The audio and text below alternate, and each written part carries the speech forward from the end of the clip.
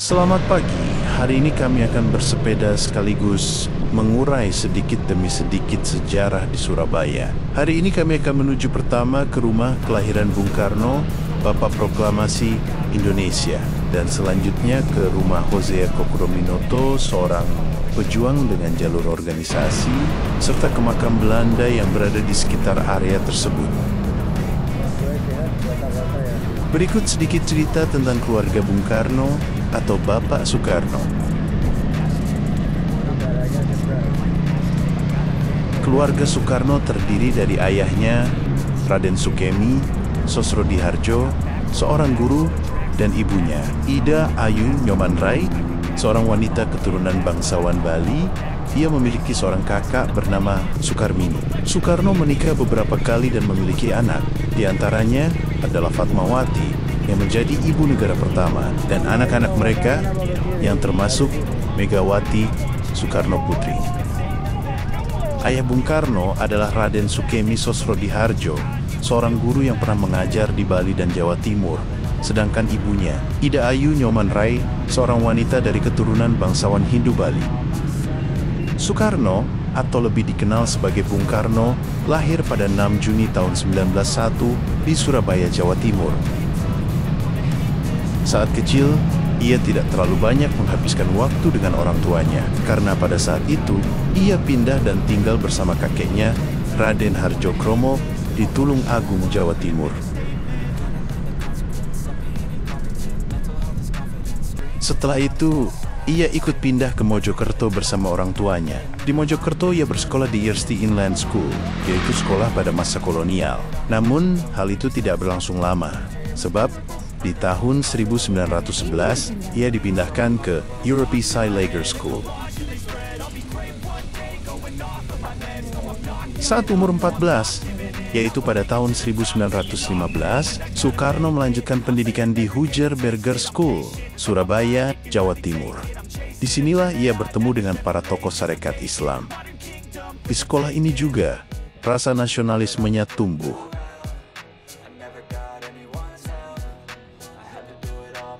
Ia mulai bergabung dan aktif dalam organisasi, seperti Trikoro Darmo. Lalu, pada 1920, ia lulus dari HBS dan melanjutkan studi di Teknik Sipil Teknische Hogeschool. Pada 1926, ia mendirikan Algemin Study Club. Inilah yang menjadi cikal bakal berdirinya Partai Nasional Indonesia yang dibentuk pada ke-1927. Tahun demi tahun berganti, hingga akhirnya pada 1945, ia mulai mempersiapkan kemerdekaan Indonesia, merumuskan Pancasila, Undang-Undang Dasar 1945, hingga teks proklamasi. Soekarno memegang peran penting selama proses kemerdekaan Indonesia. Itulah mengapa ia dan keluarganya sangat dihormati. Ini kami baca dari ulasankumparan.com.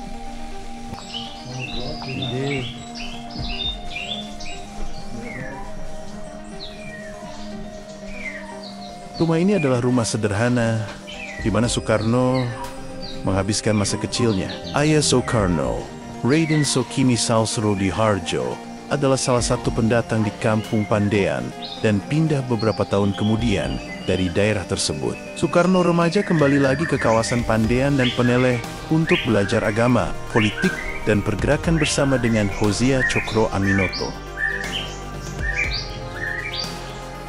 Pada tahun 2007, pemerintah Surabaya berupaya menelusuri letak rumah kelahiran Bung Karno dengan melakukan kajian terhadap hasil riset Institut Soekarno dan Dinas Pariwisata dan Budaya, serta dokumen sejarah lainnya. Rumah ini kemudian ditetapkan sebagai bangunan cagar budaya pada tahun 2013.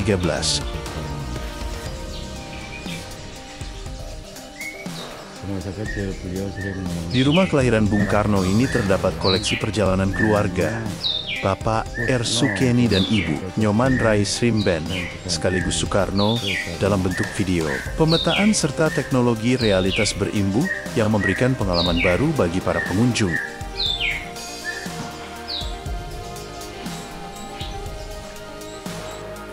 Rumah kelahiran Bung Karno terletak di Jalan Peneleh, Gang Pandean keempat, nomor 40, Kecamatan Genteng, Surabaya, Jawa Timur.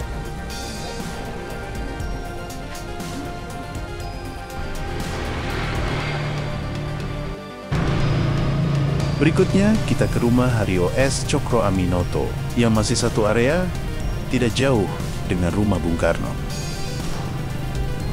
Sedangkan sejarah tentang beliau adalah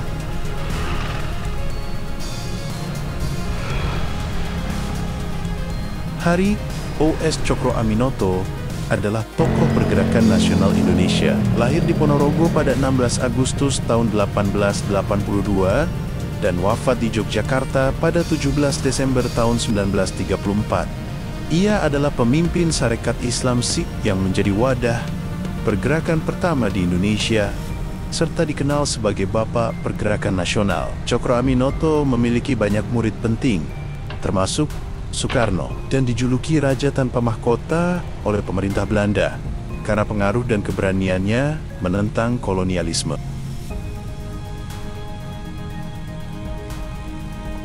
Ia lahir pada 16 Agustus tahun 1882 di Ponorogo, Jawa Timur, dari keluarga bangsawan yang memiliki darah kiai dan priai.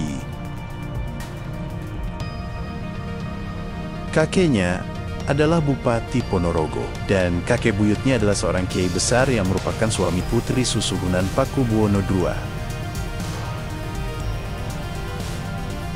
Peran dalam pergerakan nasional. Cokroaminoto bergabung dengan Sarekat Dagang Islam SDI pada 1912 dan memimpin organisasi ini hingga berubah menjadi Sarekat Islam Sikh yang didirikan oleh Samanhudi.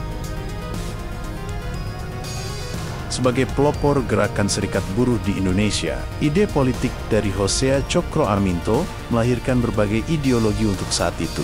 Di sisi lain, Hosea Cokroaminoto juga kerap melakukan kritik terhadap pemerintah Hindia Belanda. Beberapa kutipan Hosea Cokroaminoto yang terkenal antara lain setinggi, tinggi ilmu, semurni, murni tauhid, sepintar-pintar, siasat. Presiden pertama Republik Indonesia, Ir.R. Soekarno, bahkan memegang teguh apa yang pernah dikatakan beliau, yaitu pemimpin yang hebat, menulis seperti jurnalis, berbicara seperti orator.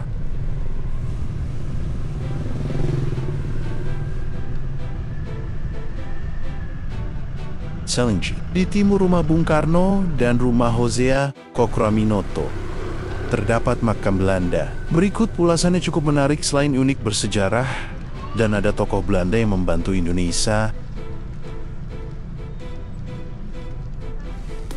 berikut ulasannya kami cuplik dari detik.com. Mengenal makam Eropa di Peneleh, Surabaya, dan tokoh penting yang menghuninya. Masuk, bagus kok.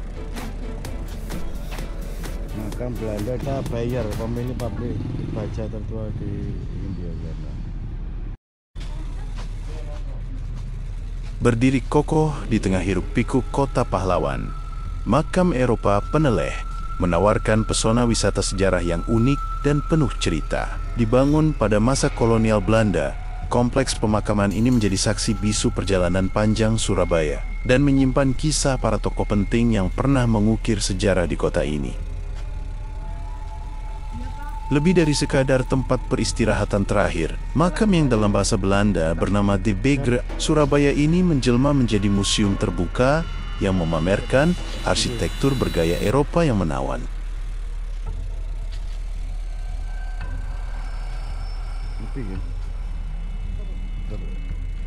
Nisan-nisan bersejarah dengan ukiran indah dan cerita di baliknya menjadi daya tarik utama. Di sini, pengunjung dapat menapaki jejak Gubernur Jenderal Hindia Belanda, pejabat tinggi kolonial, hingga para bangsawan yang pernah berkuasa di Surabaya. Sejarah singkat Makam Eropa Peneleh. Makam Eropa Peneleh di Surabaya yang diresmikan pada 1 Desember tahun 1847 adalah kompleks pemakaman seluas sekitar 6,5 hektar. Pemakaman ini menjadi tempat peristirahatan terakhir bagi para pejabat Hindia Belanda.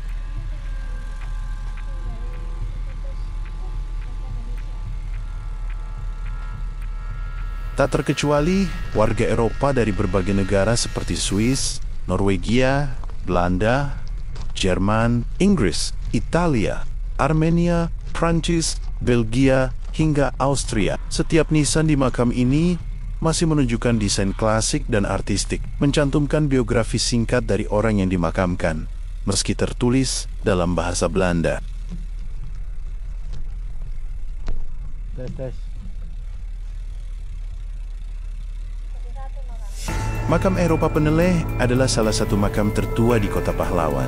Sebelum mendapat perhatian lebih dari pemerintah Kota Surabaya, kompleks makam ini dikelilingi perkampungan kaum marginal. Makam Eropa Peneleh menampung sekitar 33.000 jenazah, termasuk yang hanya tersisa abunya saja setelah dikremasi. Pembangunan makam ini dilakukan pada Desember tahun 1847 dengan maksud untuk mengatasi keterbatasan lahan di makam Kerembangan yang sudah penuh pada waktu itu. Banyak orang Eropa berpengaruh pada abad ke-19 yang beristirahat dengan tenang di makam Peneleh. Oleh karena itu, jangan heran jika pengunjung bertemu dengan nama-nama yang mungkin familiar. Berikut sejumlah tokoh penting yang dimakamkan di makam Eropa Peneleh. Pertama, Paul Francois Corneille. Ia merupakan seorang letnan kolonel artileri yang menjabat Direktur Artileri Constructiewinkel, pusat produksi senjata terbesar di Hindia Belanda yang berbasis di Surabaya. Setelah kemerdekaan, fasilitas ini dipindahkan ke Bandung dan kini dikenal sebagai PT Pindad.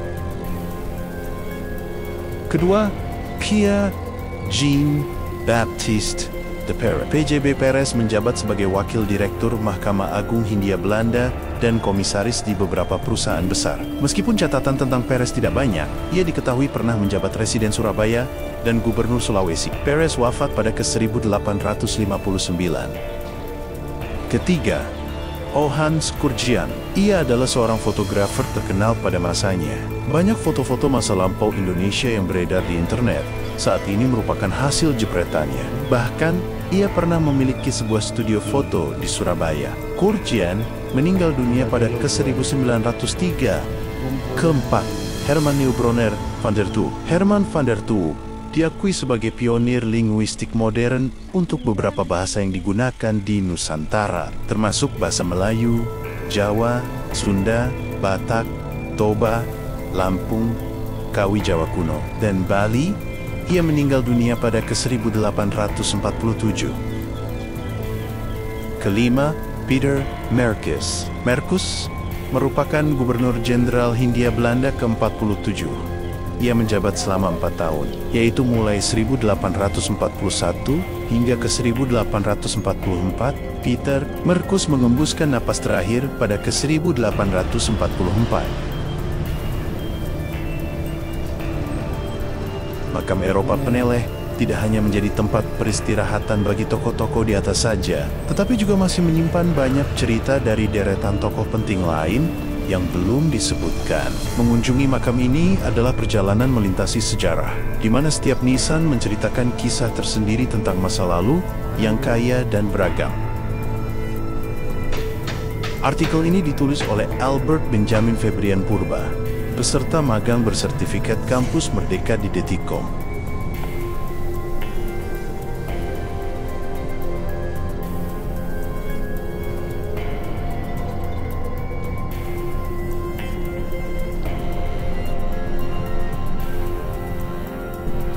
Demikian perjalanan hari ini.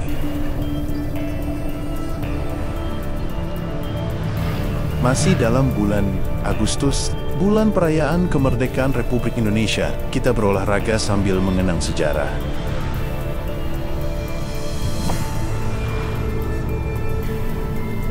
Kalau ada yang minta dibahas, silakan tulis di kolom komentar. Mau bahas apa lagi?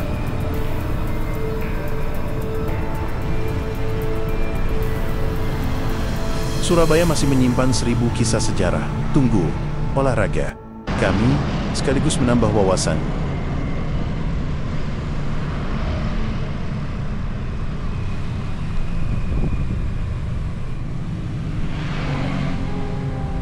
Salam sehat semua.